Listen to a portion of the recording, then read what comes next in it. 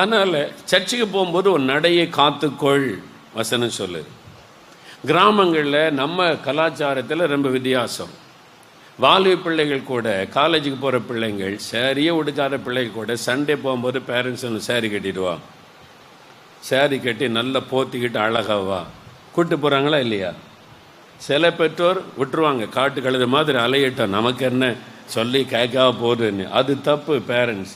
சில பேரண்ட்ஸ் சொல்லி கொடுத்து சர்ச்சுக்கு போகிறோம், அதுக்கேற்ற உடை உடுத்தணும், நீ வேலைக்கு போகிற மாதிரிலாம் உடுத்தக்கூடாது, வெளியில் போகிற மாதிரிலாம் உடுத்தக்கூடாதுன்னு மாடர்ன் ட்ரெஸ் போட்ட பிள்ளைகளை கூட சர்ச்சுக்கு போகும்போது அழகாக நம்முடைய கலாச்சாரத்தின்படி ட்ரெஸ் போட வச்சு கூட்டிகிட்டு வர்றவங்க அமெரிக்காவில் கூட இருக்காங்க.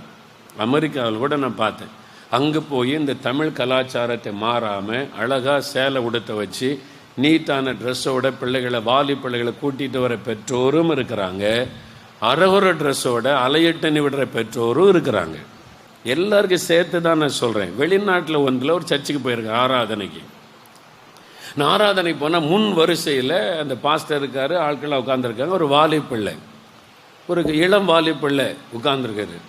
அந்த ட்ரெஸ்ஸை பார்த்தா அவ்வளவு ஆக்வேர்டாக இருக்குது. நான் என்னென்ன பிரசங்கம் பண்ணுறேன், அது போட்டிருக்க ட்ரெஸ்ஸு இடரல் உண்டாக்குது. நான் அதுக்கே ஒரு ஜெபம் பண்ண வேண்டியது இருக்குது.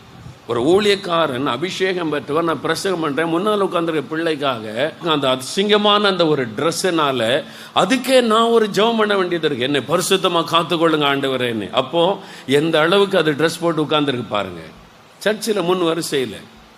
நான் நினச்சேன் எனக்கு சர்ச்சை முடிஞ்சோன்னே பாஸ்டர் கூப்பிட்டு, அந்த பாஸ்டர் எனக்கு ரொம்ப ஃப்ரெண்டாக பழகிட்டார், அவர்கிட்ட சொல்லணும் உங்கள் ட்ரெஸ்ஸில் நான் சொல்ல முடியாது, அவங்க பாஸ்டர் தான் சொல்லணும், ட்ரெஸ்ஸு கோடை பற்றி சொல்லுங்கள். தயவுசெய்து சர்ச்சுக்கு வரும்போது ஒரு ஊழியக்காரனை இடரல் பண்ணுற மாதிரி இருந்தால் வாலிபர்கள் எத்தனை பேர் இடருவாங்க. நான் என்ன வேணாலும் ட்ரெஸ் போடுவேன், எனக்கு உரிமை இருக்குது, நான் ஆண்டவர் ட்ரெஸ்ஸாக பார்க்குறாரு. இந்த வாக்குவாதெல்லாம் வேண்டாம்.